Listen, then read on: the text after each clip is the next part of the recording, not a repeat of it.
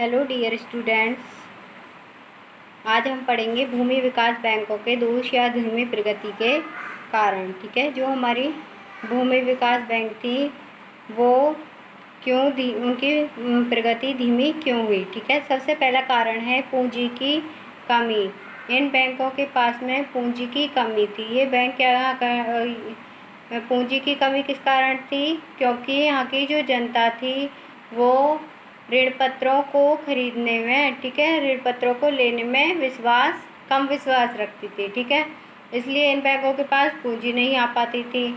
तो इसलिए इन बैंकों के पास में पूंजी की कमी थी, जो कि जनता को, जो हमारे किसान लोग हैं, उनकी आवश्यकता के अनुसार उन्हें लोन नहीं दे पाती थी। ठीक है, ऋण देने में देरी, ये बैंक ऋण देने में देरी करते थे।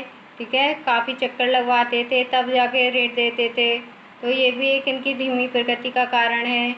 ऊंची ब्याज दर, ये बैंक ऊंची ब्याज दर पर लोन देते थे। 10% तो किसान के लिए बहुत ज़्यादा होता है। ऊंची ब्याज दर,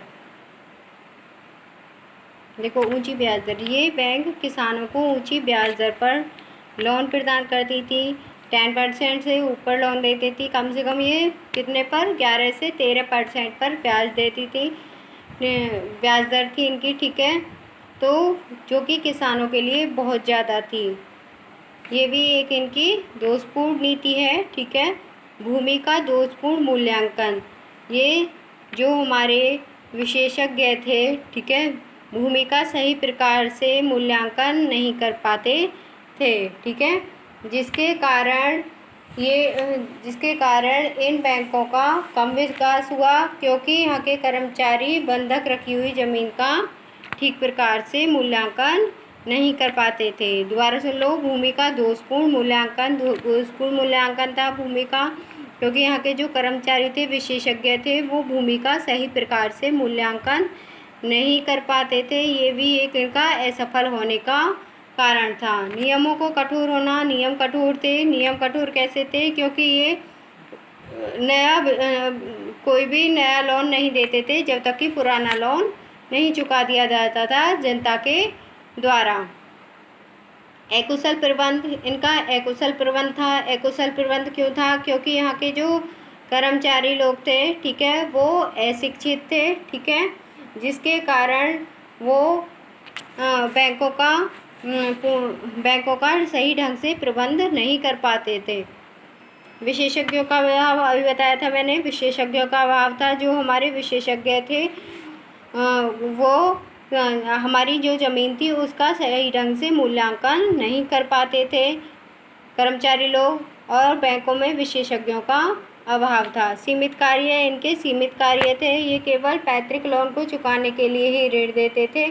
ठीक है, और बाकी किसी के लिए ये लोन नहीं देते थे, तो वो कम देते थे। लेकिन जो हमारे ज़्यादातर ये पैतृक लोन को चुकाने के लिए ही ऋण देते थे।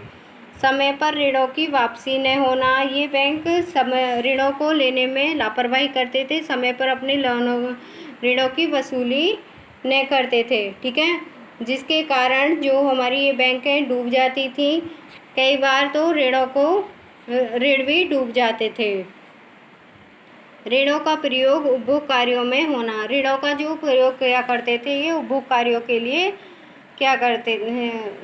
उपभोग के कार्यों के लिए दिया करते थे। जैसे बच्चों की शादी करना, उनकी शिक्षा के लिए पैसे देना, तो ये क्या थे? उपभोग के कार्य थे। कोई मर गया है, उसकी दावत के लिए ऋण देना, तो ये बैंक उपभोग के कार्यों के लिए ऋण देते थे। ठीक है, ये तो थे आपके भूमि विकास बैंकों के दोष या धीमी प्रगति के कारण। कल हम पढ़ेंगे इन कारणों का निवारण। ठीक है, कारणों के लिए सुझाव जो दिए गए हैं। ठीक है, अगर हमें भूमि विकास बैंकों का विकास करना है तो उसके लिए सुझाव दिए गए हैं, कल हम उनको पढ़ेंगे। आज इस वीडियो में इतना ही रहने दो। ठीक है, ओके, थैंक्स बच्चों।